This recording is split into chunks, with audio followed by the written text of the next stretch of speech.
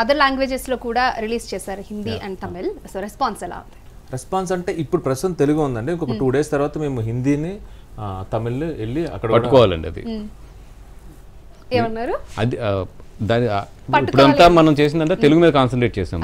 ఇప్పుడు ఈ 2 days ఇక్కడ తెలుగు స్టాండర్డ్ అయిపోతే ఇమీడియట్లీ హిందీ అండ్ హిందీకి ఏంటంటే అది పికప్ ఎట్లా ఉంటుంది అంటే ఎస్పెషల్లీ డబ్బింగ్ సినిమాస్ ఫస్ట్ ఒక 2-3 days మనం వదిలేద్దాం.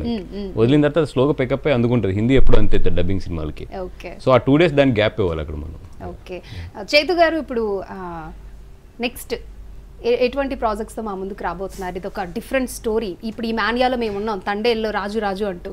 సో నెక్స్ట్ ఎలా రాబోతున్నారు? నా నెక్స్ట్ సినిమా కార్తిక్ వర్మతో. ఈ మేడ్ విరూపాక్ష ఇంతకు ముందు. సో నెక్స్ట్ సినిమా కార్తిక్తో. బట్ ఈ మంత్ అంతా మా తండేల్ టీంతో నేను ఆల్మోస్ట్ ఒక 1.5-2 years ప్రయాణం చేసాము. అంత ఈజీగా ఇది నా మైండ్ నుంచి బయటికి వెళ్ళదు. సో మా తండేల్ టీంతో ఫస్ట్ సినిమాని బాగా ప్రమోట్ చేసి ఆ తర్వాత ఈ సక్సెస్ని ఎంజాయ్ చేసి ప్రొడ్యూసర్ మా డైరెక్టర్తో ఎంజాయ్ పార్టీ చేసి what enjoy chill we need to unwind. So ఆ ప్రాసెస్ అంతా అయ్యాక నేను త్వరలో మార్చ్లో నెక్స్ట్ సినిమా స్టార్ట్ చేయబోతున్నాను. సో స్టోరీ, యాక్టర్స్, డైరెక్టర్ అంతా ఓ పక్క అయితే డిఎస్పి గారు ఇచ్చిన మ్యూజిక్ సినిమాకి హార్ట్ అని అంటున్నారు. సో అలానే ఆయన ప్రాణం పెట్టి చేశారు నిజంగా ఈ సినిమాకి. సో ఏం చెప్తారు మ్యూజిక్ గురించి? అంటే నేను ఫస్ట్ డే వెళ్ళి ఆయనకి కథ చెప్పేటప్పుడే నాకు అర్థమైందండి. నేను చాలా కాన్ఫిడెంట్గా మా ఇంట్లో కూడా చెప్పిన ఈ సినిమాలో పాటలు బాగుంటాయి, స్కోర్ బాగుంటుందని. ఎందుకంటే ఆయన ఇన్వాల్వ్ అయిన విధానం, ఆయన అడిగే డౌట్స్, ఆ తర్వాత డిస్కస్ చేసే మాటల్లోనే పాటలు వచ్చేసాయి.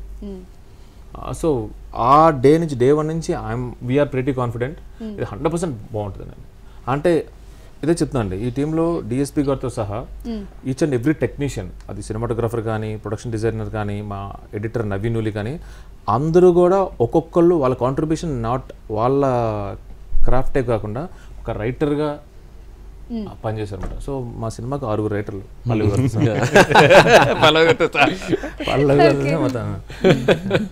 సో అంటే ఏది బాగుంటుంది, ఏది ఎంత ఉండొచ్చు, ఎందుకు ఇది వర్కౌట్ అవ్వట్లేదు అనేది అందరూ ఓన్ చేసుకుని తీసుకున్నారండి.